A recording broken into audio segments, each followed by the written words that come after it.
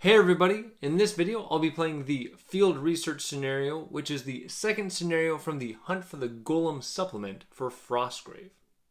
This will be the 12th battle overall for my 2nd edition campaign.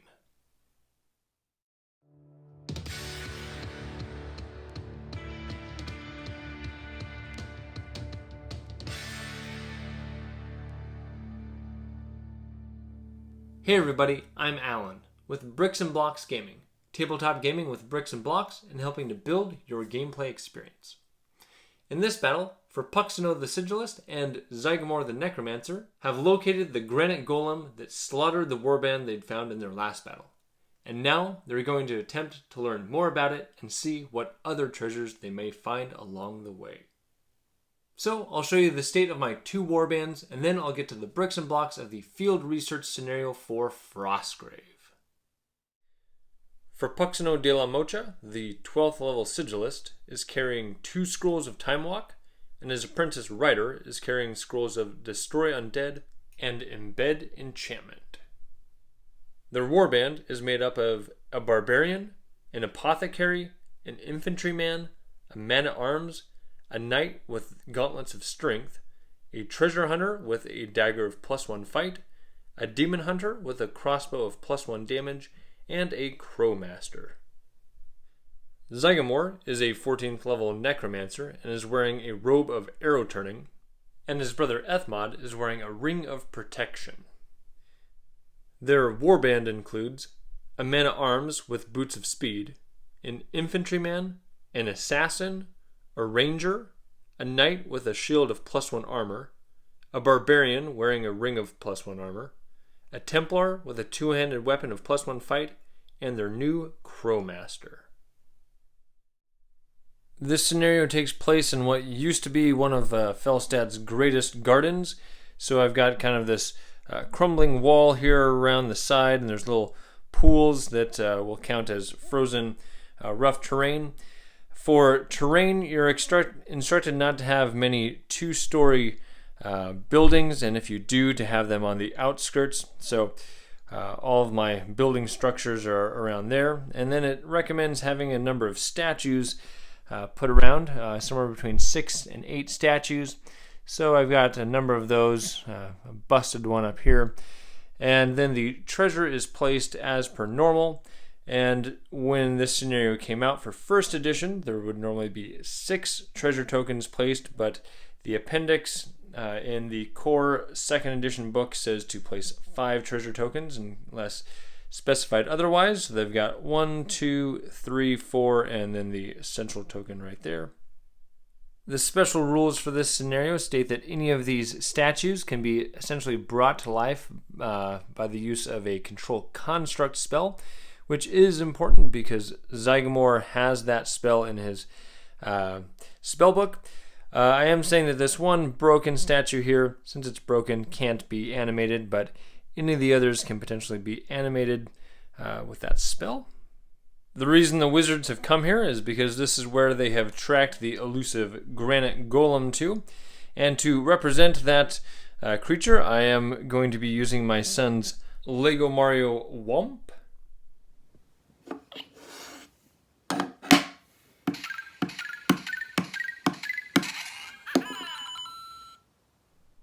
The monster is placed in the center of the board and has an impressive stat line, as well as the ability to hurl rocks up to 10 inches at enemies that approach it. Instead of trying to destroy the construct, the wizards are trying to observe its actions and learn more about it. As such, they'll gain experience points if they or a member of their warband get near it, or if they successfully cast a spell on it.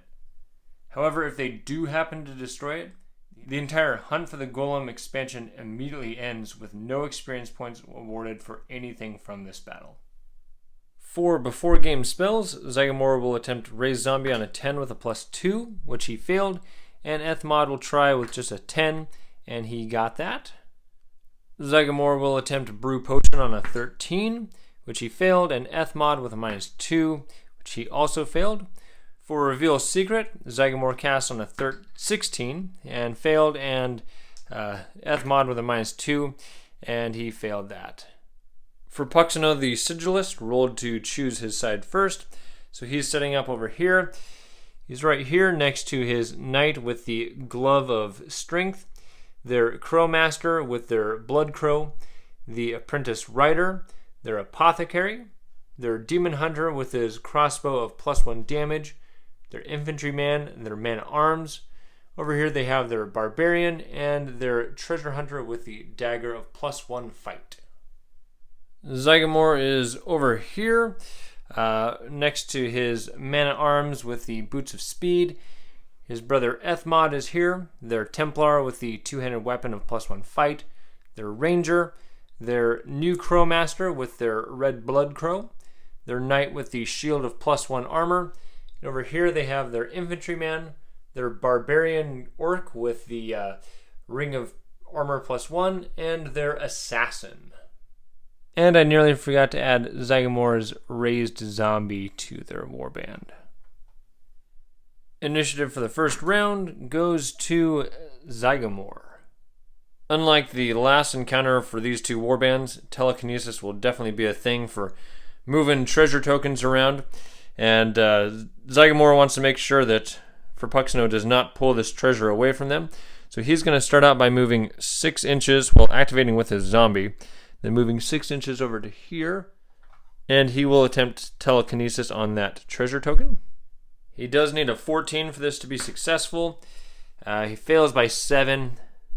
This will really hamper what he can do for the rest of the battle, but he's going to go ahead and empower that for 7 to move that 6 inches right over to here. Up and then drop it.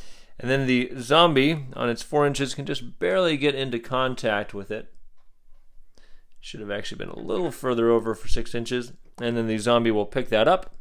We'll see if that makes a monster appear, which it does not.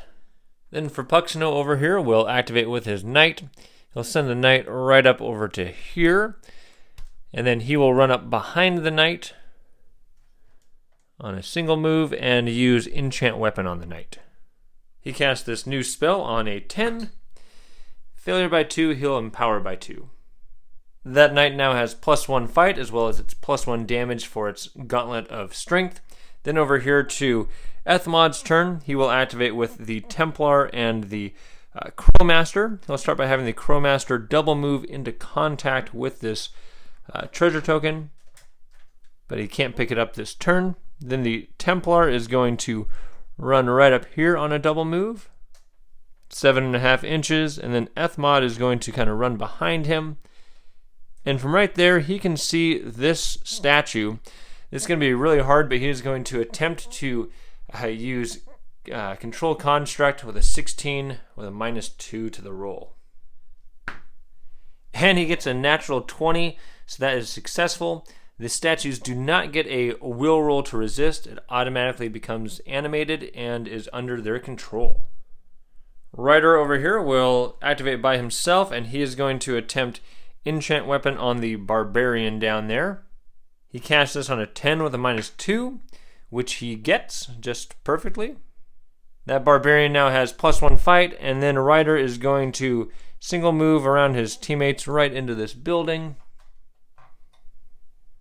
For the soldier phase, originally with this newly animated construct, the plan was to have him just grab that treasure and run off that way, but I guess he's technically not in base contact with it, so instead it'll just kind of hop off the podium onto this rough terrain, and from there pick up the treasure token.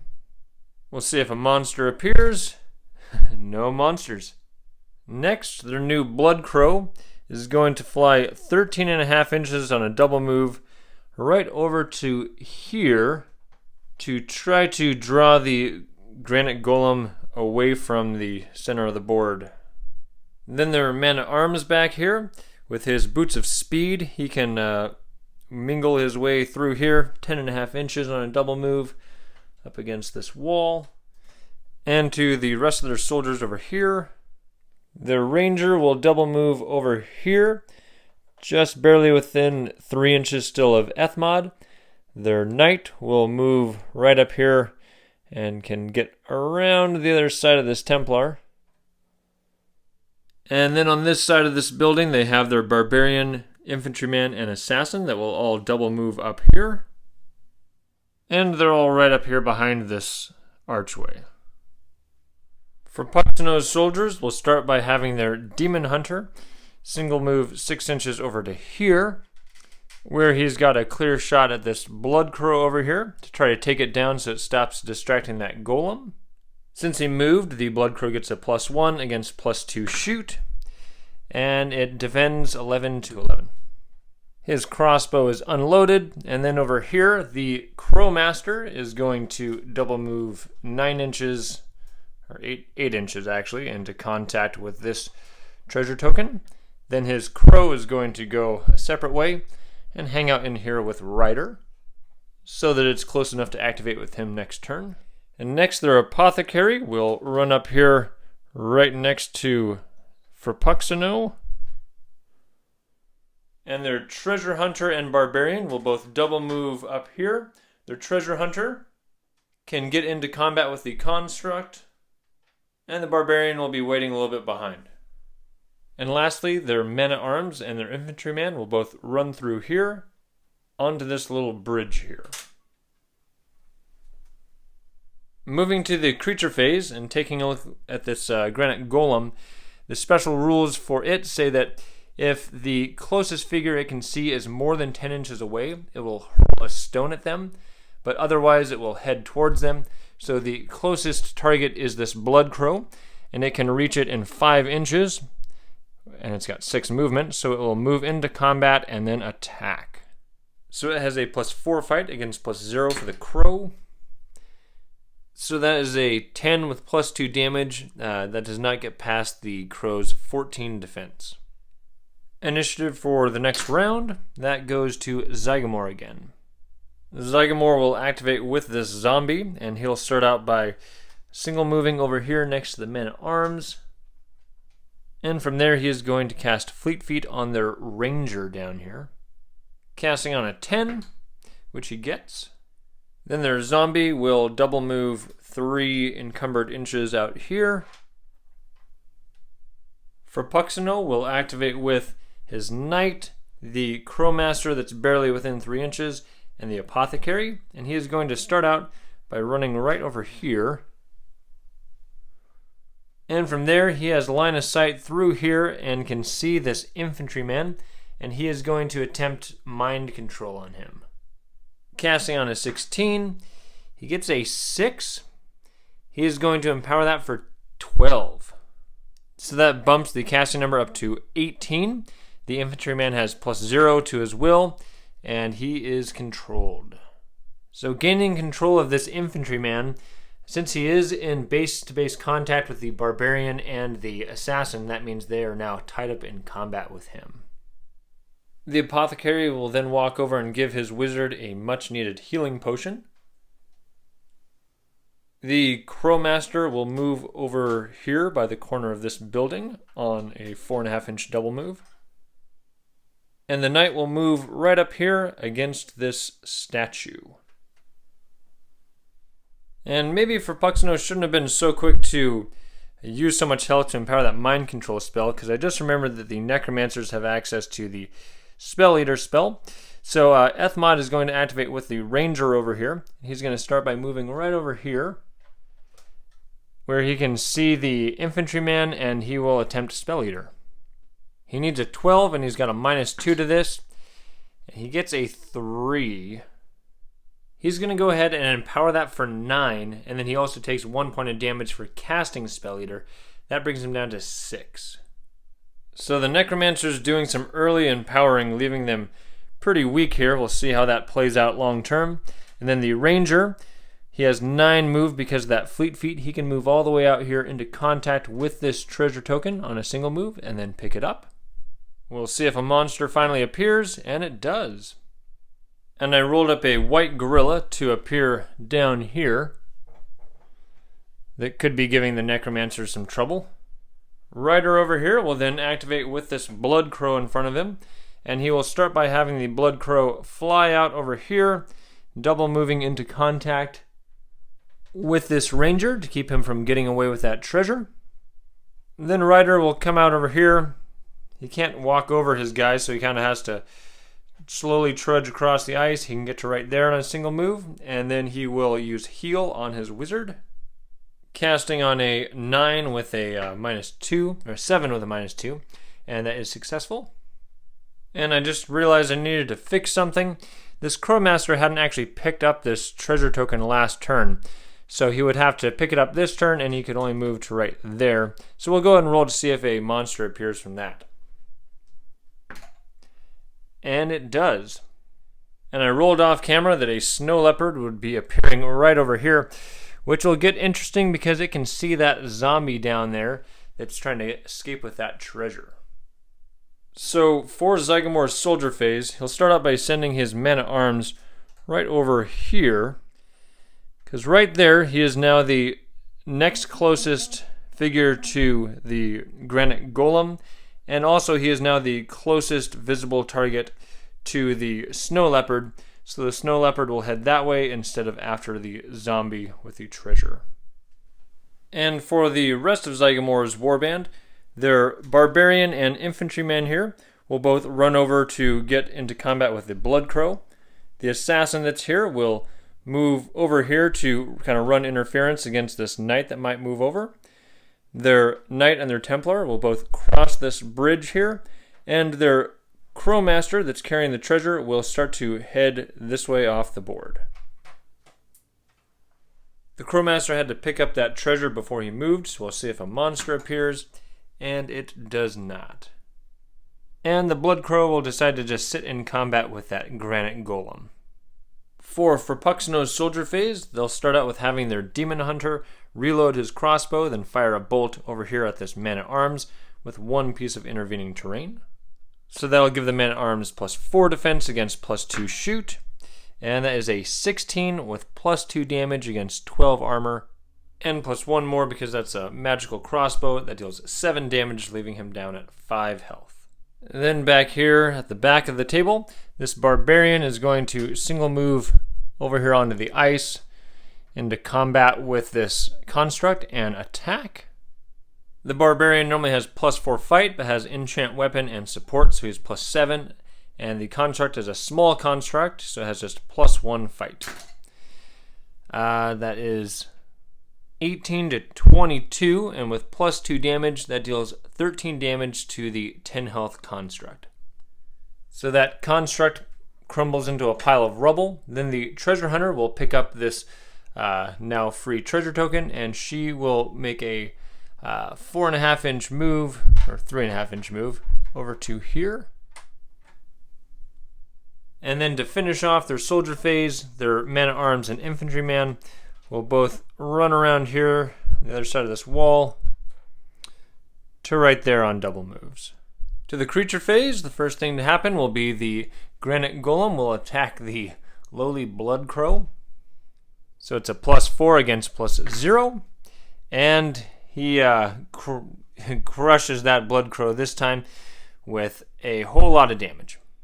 With the +2 damage it deals a total of 11 damage to the 1 health bird, and then it will move over here into combat with the closest target. Next up in the order of health would be this white gorilla, which will double move this way towards Ethmod because he can see him. 9 inches gets him right there. And then the snow leopard is going to charge this man-at-arms like he had planned. Quite the team player there, taking a couple hits for the team. And that snow leopard did have to double move to get into combat, so it will not be attacking this round. Initiative for the next round goes to the Necromancers again. So these uncontrolled creatures are kind of cutting the spellcasters off from the rest of their team here.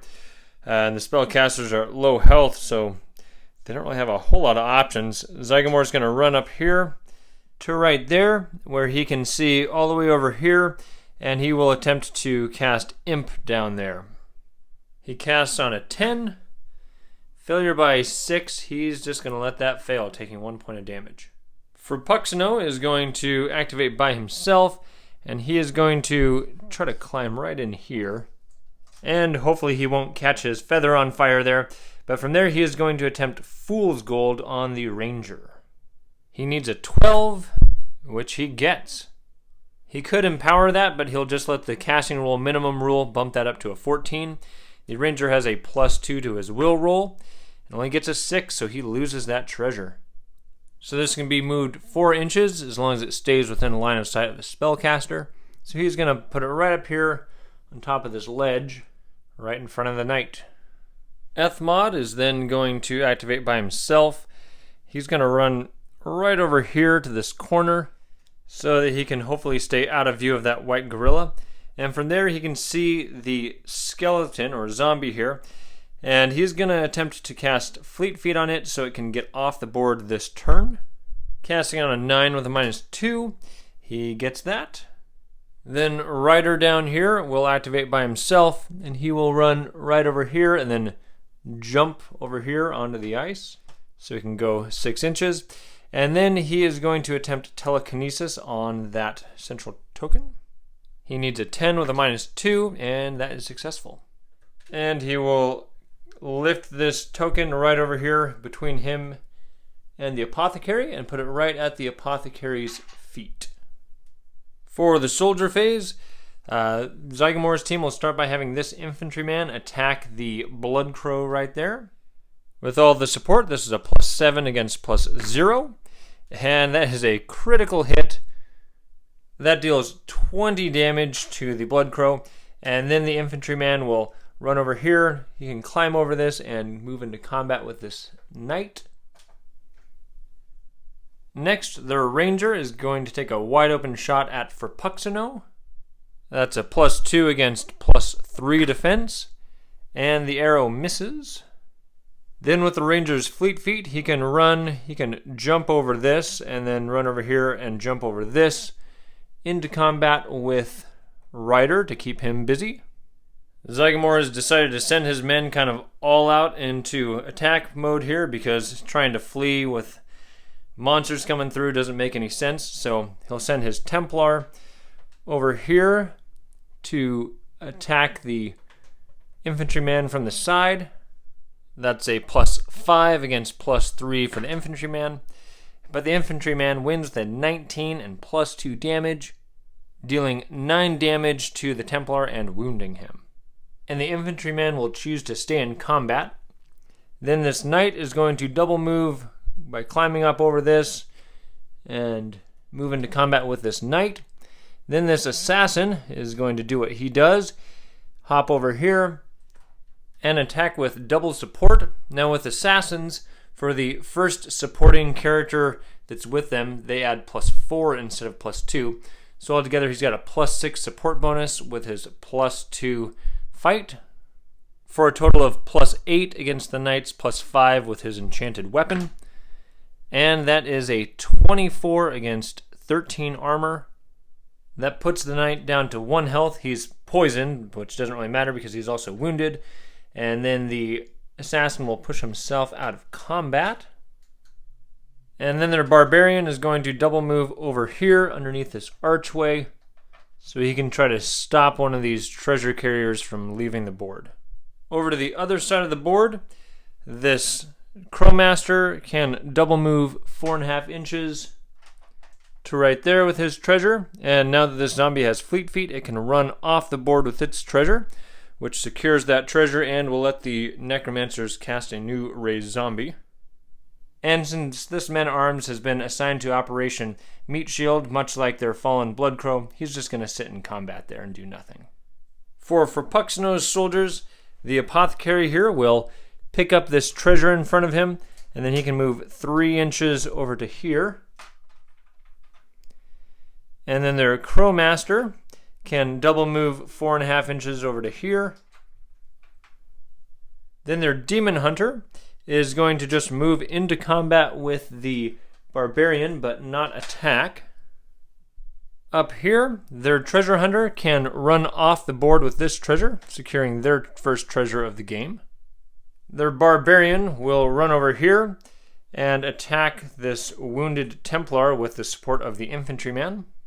So he's a +6 against +3 for the wounded Templar, and that is a 25 with +2 damage. That deals 16 damage and takes him down. And actually, I guess that would be one more damage. I forgot he has the Enchanted Weapon. And then this infantryman on 6 inches can just barely get into contact with this ranger. And he will attack with support of Rider. So he has a +5 against +2. And that is a 22 with +2 damage. That deals 13 damage to him. And Zygomor's team is just getting cut down here. Next, their man-at-arms is going to run over here and attack this infantryman. And on second thought, he's going to run around this melee on a double move and engage this assassin so that the assassin isn't free to cause problems over here. Moving to the creature phase, this Granite Golem will attack that man-at-arms. With support, it's a +6 against +3, and it gets a 21. So that deals 11 points of damage, and the man-at-arms is already down to 5 from a crossbow bolt. So he goes down, and then the Granite Golem will move towards the closest opponent, which would be this assassin over here, but he can't quite get to him. Then we'll have the white gorilla go. He can see this barbarian over there, so it will run over here, jump this, and he can get right over to here on 9 inches. Then the snow leopard can also see that assassin over there. Can't quite get to him on a single move, but on a double move, it can stand here on the ice and get into combat with him. Initiative for this round goes to Frappuccino. The Sigilist will start out the turn by running right over here and using the push spell on the Apothecary to try to get him closer to the edge of the board. Frappuccino casts this on a 7, failure by 5.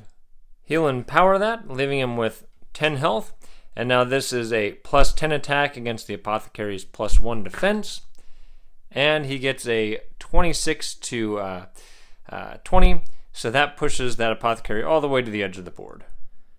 The Apothecary otherwise wouldn't have had enough move to move off the board this turn, but now he will. And at this point, I'm just going to go ahead and call the game. During the soldier phase, both these 2 treasure carriers would be able to escape over there. And then on the other side of the board, the Crowmaster here would be able to escape. Technically, the Necromancers and Rider down there could just spam some spells this turn, but I'm not too big on doing that. Neither of these 2 warbands are really out here just to draw blood on their enemies. So instead of just having these soldiers here fight and see who wins and who loses, they've kind of just decided to call a truce there. I know there are uncontrolled creatures there, but the game would end before the uncontrolled creature phase, so we will just call the game right here. The Blood Crow is the only member of Frappuccino's warband to fall in combat, but he automatically comes back the next battle with the Crowmaster regardless of a survival roll. So we'll jump right to after game spells. Frappuccino casting Right Scroll on a 12, which he gets. He will write another Scroll of Time Walk, and then Rider will try the same thing.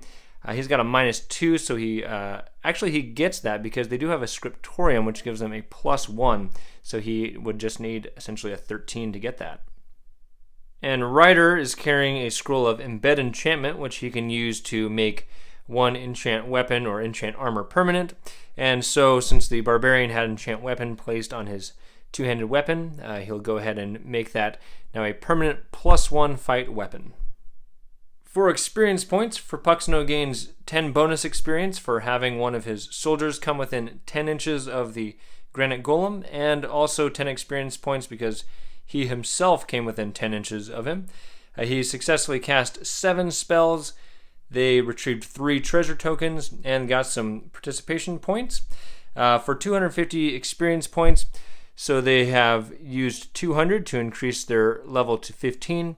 They've maxed out their health now with 20 and 18, and they lowered the casting number for Enchant Weapon down to 9. With their 3 treasures, starting with their central token, which they can reroll if they choose to, a 1 is just simply 50 gold crowns, so they'll go ahead and reroll that, and they get a 9. And for their 2 other treasure tokens, This gives them 20 gold crowns and a magic weapon or armor, which I rolled to be a two-handed weapon of +1 damage. This one is 20 gold crowns and a scroll, which I rolled to be a scroll of right scroll.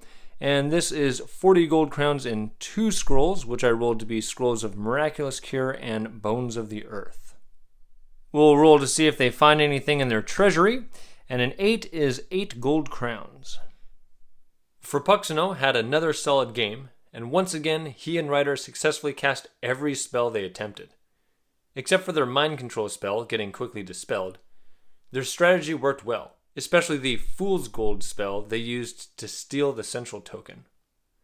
All their figures except their crow made it off the battlefield, and they were able to create a two-handed weapon of +1 fight, which they kept with their barbarian, and they gave the two-handed weapon of +1 damage they found to their infantryman. They gave their scrolls of bones of the earth and right scroll to Ryder, and they've stored their scroll of miraculous cure in their vault in case they ever have a permanent injury they need restored. Zygomor's warband had 3 soldiers fall in combat, so for survival rolls for the man-at-arms, he is fine. The ranger, he is dead. Luckily, he didn't have any magical equipment. And the Templar is just fine. For experience, Zygomor gains 10 points for having a warband member get within 10 inches of the Granite Golem, and another 10 for having a figure get into combat with it. They retrieved 2 treasure tokens, had 5 successfully cast spells, 1 spell that caused them damage, and some participation points. For just 155 total experience, combined with 80 they had, gave them enough to pass 2 levels. To get to level 16, they used 200 points to increase their health by 1 and to lower the casting number of Telekinesis down to 13. To help move some treasure early in their battles. For their 2 treasures, this gave them 40 gold crowns and 2 scrolls, which I rolled up to be Wizard Eye and Elemental Bolt. And this gave them 100 gold crowns and a grimoire, which I rolled to be a grimoire of Shield from their opposing school. Zygomor's team didn't do so well this battle, with monsters essentially cutting off their spellcasters from the rest of their team as they watched a couple treasures they grabbed early eventually slip away into the hands of their opponent. Their casting of Spell Eater against Mind Control was clutch, and it was neat to see one of the statues get animated with the Control Construct spell. They didn't gain much experience, so they've decided to wait until another day to learn the Leap spell from their grimoire, and they didn't find much exciting. But they did give their new scroll of Elemental Bolt to Ethmod, and they hired a second barbarian to fill the spot of their fallen ranger. Let me know in the comments if I got any rules wrong, or if you have any questions about my gameplay. And feel free to click like or subscribe so you can keep up with all the content that I'm releasing. I want to thank you for watching. I'm Alan with Bricks and Blocks Gaming, and I'll see you on the next video.